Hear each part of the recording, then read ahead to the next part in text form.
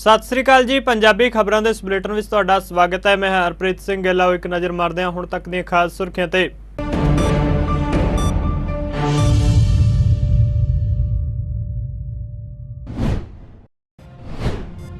प्रधानमंत्री नरेंद्र मोदी भलके रोजगार मेले के अधीन करीब 71,000 कर्मचारियों को सौंपणगे नियुक्ति पत्र। केंद्र सरकार के विभागों के नाल सूबा सरकारां ते केंद्र शासित प्रदेशों में भी हो रही ने नियुक्तियां।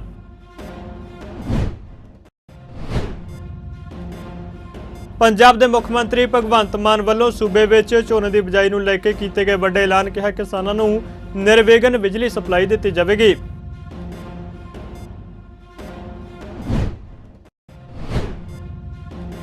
पंजाब के कैबिनेट मंत्री चेतन सिंह जोड़ा माजरा ने घनौर में जिला पद्धरी किसान सिखलाई कैंप उत्ते प्रदर्शनी में की शमूलीयत।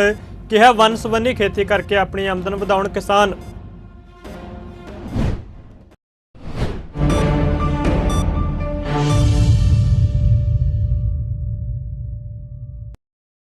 ते हुण खबरां विस्तार नाल। प्रधानमंत्री नरेंद्र मोदी रोजगार मेले के अधीन करीब 71,000 नवे चुने गए कर्मचारियों को भलके नियुक्ति पत्र सौंपणगे। ये नियुक्तियां केंद्र सरकार के ਵੱਖ-ਵੱਖ विभागों के नाल सूबा सरकारां ते केंद्र शासित प्रदेशों में हो रही ने। प्रधानमंत्री दफ्तर पीएमओ वालों जारी बयान अनुसार इस मौके प्रधानमंत्री मोदी इन्हां नवे चुने कर्मचारियों को संबोधन करनगे। पीएमओ ने बयान में दस्सिया कि प्रधानमंत्री नरेंद्र मोदी 16 मई को सवेरे 10:30 बजे वीडियो कॉन्फ्रेंस के माध्यम नाल नवे भर्ती किए गए लोगों को लगभग 71,000 नियुक्ति पत्र वंडणगे। यह रोजगार मेला देश भर में 45 थावां ते आयोजित किया जाएगा। देश भर विचों चुने गए नवे कर्मचारी भारत सरकार के अधीन ਵੱਖ-ਵੱਖ अहुदਿਆਂ उत्ते अपनियां सेवावां देणगे।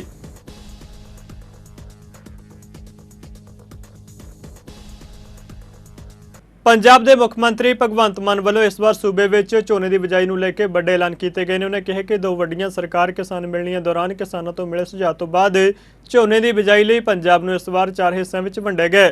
उन्होंने झोने की बिजाइयां के तरीकों का ऐलान किया। मुख्यमंत्री ने दस्सिया कि पहले जोन में बॉर्डर के नाल तार तो पार के खेतों में 10 जून तो झोने की बिजाई की जा सकती है। दूजे हिस्से में 16 तो 7 जिले फिरोजपुर, फरीदकोट, पठानकोट, श्री फतेहगढ़ साहिब, गुरदासपुर, शहीद भगत सिंह नगर, तरनताਰਨ झोने की बिजाई कर सकणगे। 19 जून को तीजे हिस्से में रोपड़, रूपनगर, साहिबजादा अजीत सिंह नगर, कपूरथला, लुधियाना, फाजिलका, बठिंडा ते अमृतसर झोने की बिजाई कर सकणगे। इस तरह चौथे हिस्से में 21 जून तो 9 जिले पटियाला, जलंधर, मोगा, श्री मुक्तसर साहिब, हुशियारपुर, संगरूर, मलेरकोटला, बरनाला ते मानसा में झोने की बिजाई की जा सकेगी। इस दे नाल ही मुख्यमंत्री मान ने ऐलान किया कि ਜਿਹੜੇ किसान झोने की सीधी बिजाई करनगे उन्हां नूं 1500 रुपए प्रति एकड़ के हिसाब नाल सन्मान राशि दी जाएगी। ਅੱਜ ਦੇ ਇਸ ਵੀਡੀਓ ਦਾ ਮਕਸਦ ਝੋਨੇ ਦੀ ਲਵਾਈ, ਝੋਨੇ ਦਾ ਸੀਜ਼ਨ। ਪਿਛਲੇ ਸਾਲ ਅਸੀਂ ਇੱਕ ਤਜਰਬਾ ਕੀਤਾ ਸੀ ਕਿ ਇੱਕਦਮ ਝੋਨਾ ਲਾਉਣ ਦੀ ਬਜਾਏ ਪੰਜਾਬ ਨੂੰ 2-3 ਭਾਗਾਂ 'ਚ ਵੰਡਿਆ ਸੀ। ਬੜਾ ਸਫਲ ਰਿਹਾ ਸੀ ਉਹ ਤਜਰਬਾ। ਸੋ ਇਸ ਵਾਰ ਵੀ ਅਸੀਂ ਪੰਜਾਬ ਨੂੰ 4 ਭਾਗਾਂ ਦੇ ਵਿੱਚ ਵੰਡ ਰਹੇ ਹਾਂ ਤੇ ਝੋਨੇ ਦੀ ਲਵਾਈ ਜਿਹੜੀ ਹੈ, ਝੋਨੇ ਦਾ ਸੀਜ਼ਨ ਜਿਹੜਾ ਹੈ, ਉਹਦੀਆਂ ਡੇਟਾਂ ਜਿਹੜੀਆਂ ਨੇ, ਉਹਦੀਆਂ ਤਰੀਕਾਂ ਜਿਹੜੀਆਂ ਨੇ ਉਹ ਮੈਂ ਅਨਾਉਂਸ ਕਰਨ ਲੱਗਿਆ ਕਿ ਇਹਨਾਂ ਜ਼ਿਲ੍ਹਿਆਂ 'ਚ ਇੰਨੀ ਤਰੀਕ ਤੱਕ ਝੋਨਾ ਲੱਗੂਗਾ। ਉਸ ਹਿਸਾਬ ਨਾਲ ਤੁਹਾਨੂੰ ਬਿਜਲੀ ਵੀ ਜਿਹੜੀ ਹੈ ਪੂਰੀ ਦਿੱਤੀ ਜਾਊਗੀ। ਸਭ ਤੋਂ ਪਹਿਲਾ ਜ਼ੋਨ ਹੈਗਾ ਜੋ ਬਾਰਡਰ ਦੇ ਨਾਲ ਤਾਰ ਹੈ, ਤਾਰ ਦੇ ਪਰਲੇ ਪਾਸੇ, ਜੋ ਤਾਰ ਦੇ ਪਰਲੇ ਪਾਸੇ ਤਾਰ ਦੇ ਪਾਰ ਜਿਹੜੇ ਖੇਤ ਨੇ ਉਹ 10 ਜੂਨ ਤੋਂ ਝੋਨੇ ਦੀ ਬਿਜਾਈ ਕਰ ਸਕਦੇ ਨੇ। ਜਿੰਨੇ ਵੀ ਤਾਰ ਤੋਂ ਪਾਰ ਦੇ ਖੇਤ ਨੇ ਤੇ ਉਹਨਾਂ ਨੂੰ ਜਿਹੜੀ ਬਿਜਲੀ ਹੈ ਉਹ ਵੀ ਦਿਨੇ ਦਿੱਤੀ ਜਾਊਗੀ, ਕਿਉਂਕਿ ਰਾਤ ਨੂੰ ਜਿਹੜੇ ਬਾਰਡਰ ਏਰੀਆ ਹੋਣ ਕਰਕੇ ਬਹੁਤ ਸਾਰੀਆਂ ਦਿੱਕਤਾਂ ਦਾ ਸਾਹਮਣਾ ਕਰਨਾ ਪੈਂਦਾ। ਸੋ ਕਿਸਾਨਾਂ ਨੇ ਸਾਨੂੰ ਇਹ ਸੁਝਾਅ ਦਿੱਤਾ ਸੀ ਤੇ ਉਹਨੂੰ ਮੰਨਦੇ ਹੋਏ ਅਸੀਂ 10 ਜੂਨ ਤੋਂ ਤਾਰ ਦੇ ਪਾਰ ਝੋਨੇ ਦੀ ਬਿਜਾਈ ਦੀ ਸ਼ੁਰੂਆਤ ਹੋਊਗੀ ਤੇ ਦਿਨੇ ਬਿਜਲੀ ਮਿਲੂਗੀ ਉਹਨਾਂ ਨੂੰ 8 ਘੰਟੇ ਜਾਂ 8 ਤੋਂ ਵੱਧ ਵੀ ਮਿਲ ਸਕਦੀ ਹੈ। ਫਿਰ ਹੈਗਾ ਜੀ 16 ਜੂਨ ਨੂੰ ਜਿਹੜੇ 7 ਜ਼ਿਲ੍ਹੇ ਅਸੀਂ ਚੁਣੇ ਨੇ, 16 ਜੂਨ ਤੋਂ ਲੈ ਕੇ 16, 17, 18 ਮਤਲਬ ਉਹ ਝੋਨਾ ਲਾਉਣਗੇ। ਉਹ ਜ਼ਿਲ੍ਹੇ ਨੇ ਫਿਰੋਜ਼ਪੁਰ, ਫਰੀਦਕੋਟ, ਪਠਾਨਕੋਟ, ਸ਼੍ਰੀ ਫਤਿਹਗੜ੍ਹ ਸਾਹਿਬ, ਗੁਰਦਾਸਪੁਰ, ਸ਼ਹੀਦ ਭਗਤ ਸਿੰਘ ਨਗਰ, ਤਰਨਤਾਰਨ। ਇਹ 7 ਜ਼ਿਲ੍ਹੇ 16 ਜੂਨ ਤੋਂ ਝੋਨੇ ਦੀ ਜਿਹੜੀ ਬਿਜਾਈ ਕਰਨਗੇ। ਇਹਨਾਂ ਨੂੰ 16 ਜੂਨ ਤੋਂ ਜਿਹੜੀ ਹੈ ਬਿਜਲੀ ਜਿਹੜੀ ਹੈ ਉਹ ਉਸ ਹਿਸਾਬ ਨਾਲ 8 ਘੰਟੇ ਤੇ 8 ਘੰਟੇ ਤੋਂ ਉੱਪਰ ਵੀ ਮਿਲੂਗੀ। ਨਾਲ ਨਹਿਰੀ ਪਾਣੀ ਵੀ ਨਾਲ ਹੋਊਗਾ, ਜਿੱਥੇ ਜਿੱਥੇ ਵੀ ਨਹਿਰੀ ਪਾਣੀ ਦੀ ਸੁਵਿਧਾ ਹੈਗੀ। 19 ਜੂਨ ਨੂੰ ਤੀਜਾ ਭਾਗ ਹੈ, ਜਿਹਦੇ ਵਿੱਚ ਰੂਪਨਗਰ, ਰੋਪੜ, ਸਾਹਿਬਜ਼ਾਦਾ ਅਜੀਤ ਸਿੰਘ ਨਗਰ, ਮੋਹਾਲੀ, ਕਪੂਰਥਲਾ, ਲੁਧਿਆਣਾ, ਫਾਜ਼ਿਲਕਾ, ਬਠਿੰਡਾ ਤੇ ਅੰਮ੍ਰਿਤਸਰ, ਇਹ 7 ਜ਼ਿਲ੍ਹੇ ਜਿਹੜੇ ਨੇ ਉਹ 19 ਜੂਨ ਤੋਂ ਝੋਨੇ ਦੀ ਬਿਜਾਈ ਕਰਨਗੇ। ਤੇ 21 ਜੂਨ ਤੋਂ ਜਿਹੜੇ 9 ਜ਼ਿਲ੍ਹੇ ਨੇ ਉਹਨਾਂ ਦੇ ਵਿੱਚ ਪਟਿਆਲਾ, ਜਲੰਧਰ, ਸ਼੍ਰੀ ਮੁਕਤਸਰ ਸਾਹਿਬ, ਹੁਸ਼ਿਆਰਪੁਰ, ਸੰਗਰੂਰ, ਮਲੇਰਕੋਟਲਾ, ਬਰਨਾਲਾ, ਮਾਨਸਾ, ਇਹ 9 ਜ਼ਿਲ੍ਹੇ ਜਿਹੜੇ ਨੇ ਉਹ 21 ਜੂਨ ਤੋਂ ਝੋਨੇ ਦੀ ਬਿਜਾਈ ਕਰਨਗੇ। ਉਸ ਹਿਸਾਬ ਨਾਲ ਇਹਨਾਂ ਨੂੰ ਬਿਜਲੀ ਜਿਹੜੀ ਹੈ ਉਹ ਲਗਾਤਾਰ ਮਿਲੂਗੀ, ਕੋਈ ਬਿਜਲੀ ਦੀ ਘਾਟ ਨਹੀਂ ਰਹੂਗੀ। ਮੈਂ ਕਈ ਜਗ੍ਹਾ 'ਤੇ ਬੋਲਦੇ ਹੋਏ ਕਿਹਾ ਕਿ ਇਸ ਵਾਰ, ਪਿਛਲੀ ਵਾਰ ਵੀ ਹੋਇਆ, ਇਸ ਵਾਰ ਵੀ ਹੋਊਗਾ, ਕਿ ਮੋਟਰਾਂ ਬੰਦ ਕਰਕੇ ਜਿਹੜਾ ਹੈ ਉਹ ਝੋਨਾ ਲਾਉਣਗੇ ਲੋਕ, ਕਿਉਂਕਿ ਬਿਜਲੀ ਦੀ ਸਾਡੇ ਕੋਲ ਕੋਈ ਕਮੀ ਨਹੀਂ। ਸਾਡੇ ਕੋਲ 1.5 ਮਹੀਨੇ ਦਾ ਕੋਲਾ ਪਿਆ ਹੈ। ਪੰਜਾਬ ਦੇ ਸੂਚਨਾ ਤੇ ਲੋਕ ਸੰਪਰਕ ਮੰਤਰੀ ਚੇਤਨ ਸਿੰਘ ਜੌੜਾ ਮਾਜਰਾ ਨੇ ਸੂਬੇ ਦੇ ਕਿਸਾਨਾਂ ਨੂੰ ਆਪਣੀ ਆਮਦਨ ਵਧਾਉਣ ਲਈ ਰਵਾਇਤੀ ਖੇਤੀ ਦੀ ਥਾਂ ਵੰਨ-ਸੁਵੰਨੀ ਖੇਤੀ ਕਰਨ ਦਾ ਸੱਦਾ ਦਿੱਤਾ। ਜੌੜਾ ਮਾਜਰਾ ਘਨੌਰ ਵਿੱਚ ਹਲਕਾ ਵਿਧਾਇਕ ਗੁਰਲਾਲ ਘਨੌਰ ਦੀ ਪਹਿਲਕਦਮੀ ਸਦਕਾ ਖੇਤੀਬਾੜੀ ਅਤੇ ਕਿਸਾਨ ਭਲਾਈ ਵਿਭਾਗ ਵੱਲੋਂ ਲਗਾਏ ਗਏ ਸਾਉਣ ਦੀਆਂ ਫਸਲਾਂ ਸੰਬੰਧੀ ਜ਼ਿਲ੍ਹਾ ਪੱਧਰੀ ਕਿਸਾਨ ਸਿਖਲਾਈ ਕੈਂਪ ਅਤੇ ਪ੍ਰਦਰਸ਼ਨੀ ਦਾ ਉਦਘਾਟਨ ਕਰਨ ਲਈ ਪਹੁੰਚੇ ਹੋਏ ਸਨ। ਉਹਦੇ ਨਾਲ ਜ਼ਿਲ੍ਹਾ ਯੋਜਨਾ ਕਮੇਟੀ ਦੇ ਚੇਅਰਮੈਨ ਜੱਸੀ ਸੋਈਆਂਵਾਲਾ ਤੇ ਹੋਰ ਅਹੁਦੇਦਾਰ ਮੌਜੂਦ ਸਨ। ਚੇਤਨ ਸਿੰਘ ਜੌੜਾ ਮਾਜਰਾ ਨੇ ਕਿਹਾ ਕਿ ਇੱਕ ਜ਼ਿਲ੍ਹਾ ਇੱਕ ਉਤਪਾਦ ਸਕੀਮ ਤਹਿਤ ਅਮਰੂਦ ਸਟੇਟ ਵਜੋਂ ਵਿਕਸਿਤ ਪਟਿਆਲਾ ਜ਼ਿਲ੍ਹੇ ਅੰਦਰ ਮੁੱਖ ਮੰਤਰੀ ਭਗਵੰਤ ਮਾਨ ਦੀ ਅਗਵਾਈ ਵਿੱਚ ਪੰਜਾਬ ਸਰਕਾਰ ਵੱਲੋਂ ਅਮਰੂਦ ਨਾਲ ਸੰਬੰਧਿਤ ਉਦਯੋਗ ਲਗਾਏ ਜਾਣਗੇ। ਉਹਨਾਂ ਕਿਹਾ ਕਿ ਇਸ ਲਈ ਕਿਸਾਨ ਅਮਰੂਦਾਂ ਦੇ ਬਾਗ ਲਗਾਉਣ ਤਾਂ ਜੋ ਅਮਰੂਦਾਂ ਤੋਂ ਹੋਰ ਪਦਾਰਥ ਬਣਾ ਕੇ ਵਿਦੇਸ਼ਾਂ ਨੂੰ ਵੀ ਭੇਜੇ ਜਾ ਸਕਣ।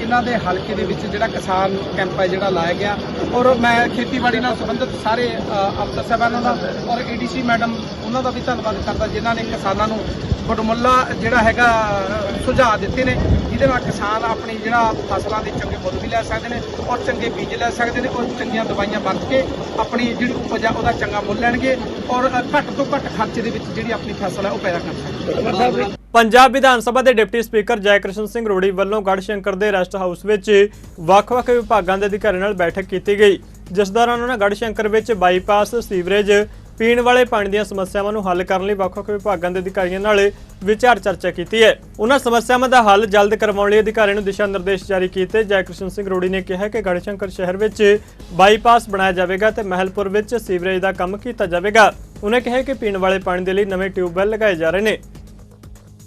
ਗੜ੍ਹਸ਼ੰਕਰ ਦੇ ਵਿੱਚ ਸਾਡੇ ਵੱਖ-ਵੱਖ ਡਿਪਾਰਟਮੈਂਟ ਤੋਂ ਅਫਸਰ ਸਾਹਿਬਾਨ ਸਾਰਿਆਂ ਨਾਲ ਮੀਟਿੰਗ ਹੋਈ ਹੈ, ਜਿਹਦੇ ਵਿੱਚ ਗੜ੍ਹਸ਼ੰਕਰ ਦੇ ਜਿਹੜੇ ਮੁੱਖ ਕਾਰਜ, ਜਿਹੜੇ ਵਿਕਾਸ ਦੇ ਕਾਰਜ ਹੈ, ਪਿਛਲੇ ਕਈ ਸਾਲਾਂ ਤੋਂ ਪੈਂਡਿੰਗ ਪਏ ਸੀ, ਉਹਦੇ ਬਾਰੇ ਡਿਟੇਲ ਦੇ ਵਿੱਚ ਗੱਲ ਹੋਈ ਹੈ। ਜਿਹਦੇ ਵਿੱਚ ਸਭ ਤੋਂ ਪਹਿਲਾਂ ਗੜ੍ਹਸ਼ੰਕਰ ਦੇ ਬਾਈਪਾਸ ਦੇ ਬਾਰੇ ਅਫਸਰ ਸਾਹਿਬਾਨ ਆਏ ਸੀ, ਸਾਰਾ ਐਸਟੀਮੇਟ ਵਗੈਰਾ ਤਿਆਰ ਕਰ ਰਹੇ ਹਾਂ ਔਰ ਇਹਦੇ ਨਾਲ ਗੜ੍ਹਸ਼ੰਕਰ ਤੇ ਮਾਲਪੁਰ ਦੇ ਵਿੱਚ ਜਿਹੜਾ ਸੀਵਰੇਜ ਦਾ ਕੰਮ ਮੁਕੰਮਲ ਔਰ ਮਾਲਪੁਰ ਦੇ ਵਿੱਚ ਜਿਹੜੇ ਪੀਣ ਵਾਲੇ ਪਾਣੀ ਦੇ 2 ਟਿਊਬਵੈੱਲ ਆ ਉਹਦੇ ਬਾਰੇ ਔਰ ਗੜ੍ਹਸ਼ੰਕਰ ਹਲਕੇ ਦੇ ਵੱਖ-ਵੱਖ ਪਿੰਡ ਜਿਨ੍ਹਾਂ ਦੇ ਉੱਤੇ ਤਾਰਾਂ ਕਿਸੇ ਦੇ ਘਰ ਤੋਂ ਲੰਘਦੀਆਂ ਜਾਂ ਸੜਕ ਦੇ ਵਿੱਚ ਨੇ, ਟਰਾਂਸਫਾਰਮ ਚੇਂਜ ਹੋਣੇ ਨੇ, ਉਹਦੇ ਬਾਰੇ ਅਫਸਰਾਂ ਸਾਹਿਬਾਨਾਂ ਦੇ ਨਾਲ ਗੱਲ ਔਰ ਪੀਣ ਵਾਲੇ ਪਾਣੀ ਦੀ ਕਿੱਲਤ ਜਿਹੜੀ ਹੈ, ਜਿਹਦੇ ਨਾਲ ਪਾਣੀ ਬਹੁਤ ਦੂਰ ਲੋਕ ਜੂਝ ਰਹੇ ਨੇ, ਉਹਦੇ ਬਾਰੇ ਵੀ ਡਿਟੇਲ ਦੇ ਵਿੱਚ ਗੱਲ ਹੋਈ ਹੈ। ਜਿਹਦੇ ਵਿੱਚ 96 ਲੱਖ ਰੁਪਏ ਦੇ ਨਾਲ ਟਿਊਬਵੈੱਲ ਲਾਉਣ ਜਾ ਰਹੇ ਹਾਂ। ਚਰਨ ਛੋਹ ਪ੍ਰਾਪਤ ਸ਼੍ਰੀ ਗੁਰੂ ਰਵਿਦਾਸ ਮਹਾਰਾਜ ਜੀ ਦੀ ਧਰਤੀ ਖਲਗੜ੍ਹ ਸਾਹਿਬ। ਕੇਂਦਰੀ ਮੰਤਰੀ ਹਰਦੀਪ ਸਿੰਘ ਪੁਰੀ ਸੱਚਖੰਡ ਸ੍ਰੀ ਦਰਬਾਰ ਸਾਹਿਬ ਵਿੱਚ ਮੱਥਾ ਟੇਕਣ ਲਈ ਪਹੁੰਚੇ। ਇਸ ਮੌਕੇ ਉਹਨਾਂ ਜਿੱਥੇ ਗੁਰੂ ਘਰ ਵਿੱਚ ਮੱਥਾ ਟੇਕਿਆ, ਉੱਥੇ ਹੀ ਸਰਬੱਤ ਦੇ ਭਲੇ ਦੀ ਅਰਦਾਸ ਕੀਤੀ। ਇਸ ਮੌਕੇ ਪੱਤਰਕਾਰਾਂ ਨਾਲ ਗੱਲਬਾਤ ਕਰਦੇ ਉਹਨਾਂ ਕਿਹਾ ਕਿ ਉਹ ਅੱਜ ਗੁਰੂ ਘਰ ਵਿੱਚ ਮੱਥਾ ਟੇਕਣ ਲਈ ਪਹੁੰਚੇ ਨੇ। ਹਰਦੀਪ ਸਿੰਘ ਪੁਰੀ ਨੇ ਕਿਹਾ ਕਿ ਅੰਮ੍ਰਿਤਸਰ ਸਮਾਰਟ ਸਿਟੀ ਨੂੰ ਲੈ ਕੇ ਮੀਡੀਆ ਨਾਲ ਵੱਖਰੇ ਤੌਰ ਉੱਤੇ ਗੱਲਬਾਤ ਕੀਤੀ ਜਾਵੇਗੀ। ਇਸ ਮੌਕੇ ਉਹਨਾਂ ਦੇ ਨਾਲ ਬੀਜੇਪੀ ਦੇ ਕਈ ਨੇਤਾ ਵੀ ਮੌਜੂਦ ਰਹੇ। महाराज ये तो मैं गुरु महाराज मत्था टेकने आया सीगा, पिछले कम से कम नहीं तो 65 साल हो गए ने, आई कम रेगुलरली। तो बस ਅੰਮ੍ਰਿਤਸਰ ਨੂੰ ਜਿਹੜਾ ਸਮਾਰਟ ਸਿਟੀ हाँ जी हुण हाँ एग्जैक्टली मैं यही अवॉइड कर रहा सीगा, ਉਹਦੇ ਵਾਸਤੇ ਆਪਾਂ ਸੈਪਰੇਟ ਮਿਲਾਂਗੇ। ਅੰਮ੍ਰਿਤਸਰ ਤੋਂ ਸੰਸਦ ਮੈਂਬਰ ਗੁਰਜੀਤ ਸਿੰਘ ਔਜਲਾ ਨੇ ਅੰਮ੍ਰਿਤਸਰ ਦੇ ਗੁਰੂ ਨਾਨਕ ਦੇਵ ਹਸਪਤਾਲ ਦਾ ਦੌਰਾ ਕੀਤਾ ਤੇ ਡਾਕਟਰਾਂ ਨਾਲ ਬੈਠਕ ਕੀਤੀ। ਇਸ ਦੌਰਾਨ ਪੱਤਰਕਾਰ ਨਾਲ ਗੱਲਬਾਤ ਕਰਦਿਆਂ ਗੁਰਜੀਤ ਸਿੰਘ ਔਜਲਾ ਨੇ ਕਿਹਾ ਕਿ ਗੁਰੂ ਨਾਨਕ ਦੇਵ ਹਸਪਤਾਲ ਵਿੱਚ ਆਉਣ ਵਾਲੇ ਮਰੀਜ਼ ਜ਼ਿਆਦਾਤਰ ਅਨਪੜ੍ਹ ਨੇ ਤੇ ਜਲਦੀ ਭਾਵੁਕ ਹੋ ਜਾਂਦੇ ਨੇ, ਪਰ ਡਾਕਟਰਾਂ ਦਾ ਫਰਜ਼ ਬਣਦਾ ਹੈ ਕਿ ਉਹ ਆਪਣੀ ਜ਼ਿੰਮੇਵਾਰੀ ਵਧੀਆ ਤਰੀਕੇ ਨਾਲ ਨਿਭਾਉਣ। ਇਸ ਦੌਰਾਨ ਪੱਤਰਕਾਰ ਨਾਲ ਗੱਲਬਾਤ ਕਰਦਿਆਂ ਗੁਰਜੀਤ ਸਿੰਘ ਔਜਲਾ ਨੇ ਕਿਹਾ ਕਿ ਗੁਰੂ ਨਾਨਕ ਦੇਵ ਹਸਪਤਾਲ ਵਿੱਚ ਆਉਣ ਵਾਲੇ ਮਰੀਜ਼ ਜ਼ਿਆਦਾਤਰ ਅਨਪੜ੍ਹ ਨੇ ਤੇ ਜਲਦੀ ਭਾਵੁਕ ਹੋ ਜਾਂਦੇ ਨੇ, ਪਰ ਡਾਕਟਰਾਂ ਦਾ ਫਰਜ਼ ਬਣਦਾ ਹੈ ਕਿ ਉਹ ਆਪਣੀ ਜ਼ਿੰਮੇਵਾਰੀ ਨੂੰ ਵਧੀਆ ਤਰੀਕੇ ਨਾਲ ਨਿਭਾਉਣ ਤੇ ਜ਼ਿੰਮੇਵਾਰੀ ਨਿਭਾਉਣ ਦੇ ਵੇਲੇ ਮੁਸ਼ਕਲਾਂ ਤਾਂ ਜ਼ਰੂਰ ਆਉਂਦੀਆਂ ਨੇ, ਪਰ ਇਸ ਦਾ ਮਤਲਬ ਇਹ ਨਹੀਂ ਕਿ ਅਸੀਂ ਮਰੀਜ਼ ਦਾ ਇਲਾਜ ਕਰਨਾ ਹੀ ਛੱਡ ਦਈਏ। ਉਹਨਾਂ ਕਿਹਾ ਕਿ ਹਸਪਤਾਲ ਵਿੱਚ ਮਰੀਜ਼ਾਂ ਨੂੰ ਆ ਰਹੀਆਂ ਮੁਸ਼ਕਲਾਂ ਨੂੰ ਜਲਦ ਦੂਰ ਕੀਤਾ ਜਾਵੇਗਾ।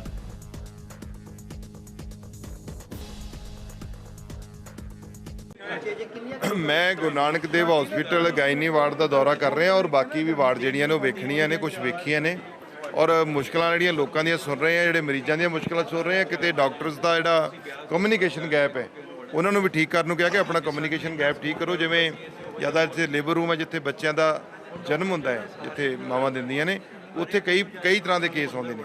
ਕਈ ਬੱਚੇ ਜਿਨ੍ਹਾਂ ਦੀ ਅੰਦਰ ਡੈਥ ਹੋ ਚੁੱਕੀ ਹੈ, ਉਹਨੂੰ ਟਾਈਮ ਲੱਗਦਾ ਆਉਣ 'ਚ, ਪਰ ਜਿਹੜੇ ਉਹਨਾਂ ਦੇ ਨਾਲ ਪੇਰੈਂਟਸ ਨੇ ਉਹ ਤਾਂ ਮੰਨਦੇ ਆ ਕਿ ਸਾਨੂੰ ਇਹ ਚੀਜ਼ ਦਾ ਪਤਾ ਹੈ, ਪਰ ਉਹ ਚਾਹੁੰਦੇ ਕਿ ਸਮੇਂ-ਸਮੇਂ ਤੇ ਸਾਨੂੰ ਪਤਾ ਲੱਗਦਾ ਰਹੇ ਵੀ ਸਟੇਟਸ ਕੀ ਹੈ।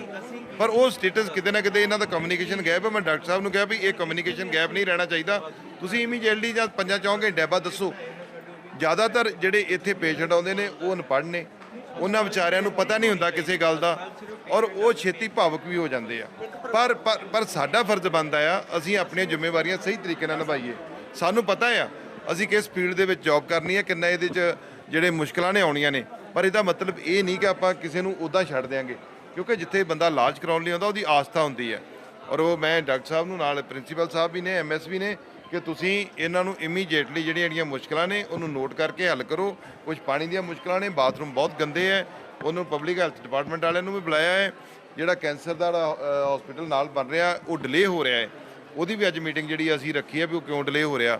ਸੋ ਜਿੰਨੀਆਂ ਵੀ ਮੁਸ਼ਕਲਾਂ ਨੇ ਮੈਂ ਅੱਜ ਸਾਰੀਆਂ ਨੋਟ ਕਰਾ ਕੇ ਪਬਲਿਕ ਹੈਲਥ ਵਾਲੇ ਉਹ ਵੀ ਨਾਲ ਆਏ ਨੇ, ਡਿਪਾਰਟਮੈਂਟ ਵਾਲੇ, ਉਹ ਇਮੀਡੀਏਟਲੀ 2-4 ਦਿਨ ਦੇ ਵਿੱਚ ਜਿਹੜੀਆਂ ਠੀਕ ਜਲਦੀ ਹੋ ਸਕਦੀਆਂ ਕਰਾਵਾਂਗੇ। ਜੇ ਕੋਈ ਵੱਡੇ ਇੰਫਰਾਸਟ੍ਰਕਚਰ ਦੀ ਲੋੜ ਪਈ ਉਹ ਸਰਕਾਰ ਨੂੰ ਲਿਖਾਂਗੇ। ਉੱਤਰਾਖੰਡ ਵਿੱਚ ਸਥਿਤ ਗੁਰਦੁਆਰਾ ਸ਼੍ਰੀ ਹੇਮਕੁੰਟ ਸਾਹਿਬ ਮੈਨੇਜਮੈਂਟ ਟਰੱਸਟ ਦੇ ਪ੍ਰਧਾਨ ਨਰਿੰਦਰਜੀਤ ਸਿੰਘ ਬਿੰਦਰਾ ਨੇ ਦੱਸਿਆ ਕਿ ਸ਼੍ਰੀ ਹੇਮਕੁੰਟ ਸਾਹਿਬ ਦੀ ਯਾਤਰਾ 20 ਮਈ ਨੂੰ ਸ਼ੁਰੂ ਹੋਣ ਜਾ ਰਹੀ ਹੈ। ਯਾਤਰਾ ਦਾ ਪਹਿਲਾ ਜਥਾ 17 ਮਈ ਨੂੰ ਲక్ష్మణ ਝੂਲਾ ਮਾਰਗ ਉੱਤੇ ਸਥਿਤ ਗੁਰਦੁਆਰਾ ਸ਼੍ਰੀ ਹੇਮਕੁੰਟ ਸਾਹਿਬ ਰਿਸ਼ੀਕੇਸ਼ ਤੋਂ ਜੈਕਾਰਾਂ ਦੀ ਗੂੰਜ ਵਿੱਚ ਰਵਾਨਾ ਹੋਵੇਗਾ। ਉਹਨਾਂ ਦੱਸਿਆ ਕਿ ਇਸ ਮੌਕੇ ਉੱਤਰਾਖੰਡ ਦੇ ਰਾਜਪਾਲ ਲੈਫਟੀਨੈਂਟ ਜਨਰਲ ਗੁਰਮੀਤ ਸਿੰਘ, ਮੁੱਖ ਮੰਤਰੀ ਪੁਸ਼ਕਰ ਸਿੰਘ ਧਾਮੀ ਤੋਂ ਇਲਾਵਾ ਹੋਰ ਉੱਘੀਆਂ ਸ਼ਖਸੀਅਤਾਂ ਇਸ ਜਥੇ ਨੂੰ ਰਵਾਨਾ ਕਰਨਗੀਆਂ। ਜਥੇ ਨੂੰ ਰਵਾਨਾ ਕਰਨ ਤੋਂ ਪਹਿਲਾਂ ਰਾਜਪਾਲ ਅਤੇ ਮੁੱਖ ਮੰਤਰੀ ਵੱਲੋਂ 5 ਪਿਆਰਿਆਂ ਨੂੰ ਸਨਮਾਨਿਤ ਕੀਤਾ ਜਾਵੇਗਾ। ਉਪਰੰਤ 5 ਪਿਆਰਿਆਂ ਦੀ ਅਗਵਾਈ ਵਿੱਚ ਪਹਿਲਾ ਜਥਾ ਸ਼੍ਰੀ ਹੇਮਕੁੰਟ ਸਾਹਿਬ ਨੂੰ ਰਵਾਨਾ ਹੋਵੇਗਾ। ਉਹਨਾਂ ਕਿਹਾ ਕਿ ਇਸ ਮੌਕੇ ਧਾਰਮਿਕ ਸਮਾਗਮ ਵੀ ਕਰਵਾਏ ਜਾਣਗੇ। ਪਟਿਆਲਾ ਦੇ ਗੁਰਦੁਆਰਾ ਸ਼੍ਰੀ ਦੁੱਖ ਨਿਵਾਰਨ ਸਾਹਿਬ ਵਿਖੇ ਗੁਰਦੁਆਰਾ ਸਾਹਿਬ ਦੀ ਬੇਅਦਬੀ ਕਰਨ ਦੀ ਦੋਸ਼ੀ ਮਹਿਲਾ ਦੇ ਕਤਲ ਦੇ ਮਾਮਲੇ ਵਿੱਚ ਮੁਲਜ਼ਮ ਨਿਰਮਲਜੀਤ ਸਿੰਘ ਨੂੰ ਪਟਿਆਲਾ ਦੀ ਅਦਾਲਤ ਵਿੱਚ ਪੇਸ਼ ਕੀਤਾ ਗਿਆ, ਜਿੱਥੇ ਅਦਾਲਤ ਨੇ ਮੁਲਜ਼ਮ ਨੂੰ ਨਿਆਇਕ ਹਿਰਾਸਤ ਵਿੱਚ ਭੇਜ ਦਿੱਤਾ ਹੈ। ਉਧਰ ਨਿਰਮਲਜੀਤ ਸਿੰਘ ਦੇ ਪਰਿਵਾਰਕ ਮੈਂਬਰਾਂ ਨੇ ਕਿਹਾ ਕਿ ਨਿਰਮਲਜੀਤ ਸਿੰਘ ਨੇ ਬੇਅਦਬੀ ਕਰਨ ਵਾਲੇ ਨੂੰ ਸੋਧਿਆ ਹੈ ਅਤੇ ਪੂਰਾ ਪਰਿਵਾਰ ਨਿਰਮਲਜੀਤ ਸਿੰਘ ਦੇ ਨਾਲ ਖੜਾ ਹੈ। ਉਹਨਾਂ ਕਿਹਾ ਕਿ ਨਿਰਮਲਜੀਤ ਸਿੰਘ ਰੋਜ਼ਾਨਾ ਗੁਰਦੁਆਰਾ ਸਾਹਿਬ ਜਾਂਦਾ ਤੇ ਲੰਘੇ ਦਿਨ ਵੀ ਉਹ ਮੱਥਾ ਟੇਕਣ ਗਿਆ ਸੀ, ਪਰ ਉੱਥੇ ਬੇਅਦਬੀ ਦੀ ਘਟਨਾ ਉਸ ਤੋਂ ਵੇਖੀ ਨਹੀਂ ਗਈ ਤੇ ਉਸਨੇ ਗੋਲੀ ਮਾਰ ਕੇ ਗੁਰਦੁਆਰਾ ਸਾਹਿਬ ਵਿੱਚ ਸ਼ਰਾਬ ਪੀ ਕੇ ਬੇਅਦਬੀ ਕਰ ਰਹੀ ਮਹਿਲਾ ਦਾ ਕਤਲ ਕਰ ਦਿੱਤਾ ਸੀ। ਨਿਰਮਲਜੀਤ ਸਿੰਘ ਜਿਨ੍ਹਾਂ ਨੇ ਕੱਲ ਇੱਥੇ ਗੁਰਦੁਆਰਾ ਦੁੱਖ ਨਿਵਾਰਨ ਸਾਹਿਬ ਦੇ ਵਿੱਚ ਬੀਬੀ ਦੇ ਗੋਲੀ ਮਾਰੀ, ਉਹ ਸਾਡਾ ਭਾਣਜਾ ਜੀ। ਉਹ ਜਦੋਂ ਵੀ ਕਿਤੇ ਬਾਹਰ ਜਾਂਦਾ ਸੀਗਾ, ਉਹ ਗੁਰਦੁਆਰਾ ਦੁੱਖ ਨਿਵਾਰਨ ਸਾਹਿਬ ਵਿਖੇ ਭਾਵੇਂ ਲੇਟ ਨਾਈਟ ਆਵੇ ਭਾਵੇਂ ਜਲਦੀ ਆਵੇ, ਉਹਨੇ ਨਮਸਕਾਰ ਕਰੇ ਬਗੈਰ ਘਰ ਨਹੀਂ ਜਾਣਾ ਹੁੰਦਾ। ਕੱਲ 9 ਵਜੇ ਦੇ ਕਰੀਬ ਉਹ ਗੁਰੂ ਘਰ ਆਇਆ, ਉੱਥੇ ਇਹ ਜੋ ਵਾਕਿਆ ਸੀਗਾ ਉਹ ਹੋ ਰਿਹਾ ਸੀਗਾ ਤੇ ਉਹਨੇ ਦੇਖਿਆ ਵੀ ਬੀਬੀ ਨੇ ਇਹ ਹਰਕਤ ਕੀਤੀ ਹੈ, ਉਹ ਬਰਦਾਸ਼ਤ ਨਹੀਂ ਕਰ ਸਕਿਆ। ਉਹਨਾਂ ਨੇ ਆਪਣੀ ਜਿਹੜੀ ਲਾਇਸੈਂਸੀ ਰਿਵਾਲਵਰ ਸੀਗਾ ਉਹਦੇ ਨਾਲ ਉਹਦੇ ਬੀਬੀ ਦੇ ਗੋਲੀਆਂ ਮਾਰੀਆਂ। ਉਹ ਮੌਕੇ 'ਤੇ ਹੀ ਪੂਰੀ ਹੋ ਗਈ।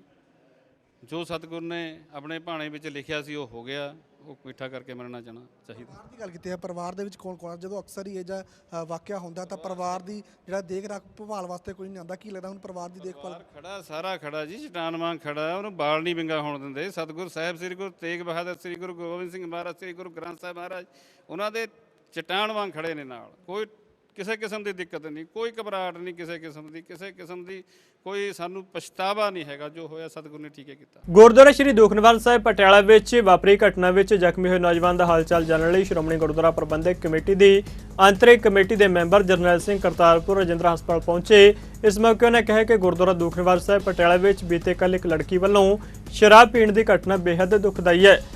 ਇਸ ਮੌਕੇ ਉਹਨੇ ਕਿਹਾ ਕਿ ਘਟਨਾ ਦੌਰਾਨ ਜ਼ਖਮੀ ਹੋਏ ਸ਼ਰਧਾਲੂ ਸੇਵਾਦਾਰ ਨਾਲ ਸ਼੍ਰੋਮਣੀ ਗੁਰਦੁਆਰਾ ਪ੍ਰਬੰਧਕ ਕਮੇਟੀ ਹਮਦਰਦੀ ਰੱਖਦੀ ਹੈ ਤੇ ਉਸ ਦਾ ਇਲਾਜ ਸ਼੍ਰੋਮਣੀ ਗੁਰਦੁਆਰਾ ਪ੍ਰਬੰਧਕ ਕਮੇਟੀ ਵੱਲੋਂ ਕਰਵਾਇਆ ਜਾਵੇਗਾ।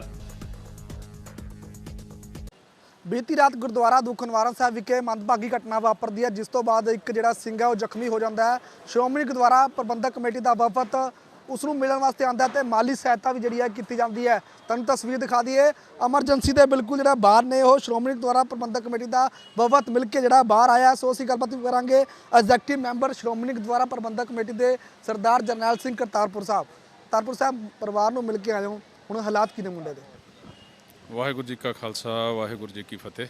ਕੱਲ ਜਿਹੜੀ ਘਟਨਾ ਵਾਪਰੀ ਉਹਦੇ ਵਿੱਚ ਸਾਗਰ ਨਾਂ ਦਾ ਇੱਕ ਵੀਰ ਜਿਹਦੇ ਗੋਲੀ ਲੱਗੀ ਰਜਿੰਦਰਾ ਹਸਪਤਾਲ ਪਟਿਆਲਾ ਵਿਖੇ ਦਾਖਲ ਹੈ। ਅਸੀਂ ਸਵੇਰੇ ਵੀ ਪਰਿਵਾਰ ਨੂੰ ਮਿਲ ਕੇ ਗਏ, ਡਾਕਟਰ ਸਾਹਿਬਾਨ ਨੂੰ ਵੀ ਮਿਲ ਕੇ ਗਏ। ਡਾਕਟਰਾਂ ਨੇ ਉਹਦਾ ਆਪਰੇਸ਼ਨ ਕਰਕੇ ਜਿਹੜੀ ਬੁਲਟ ਹੈ ਉਹ ਕੱਢ ਦਿੱਤੀ ਹੈ।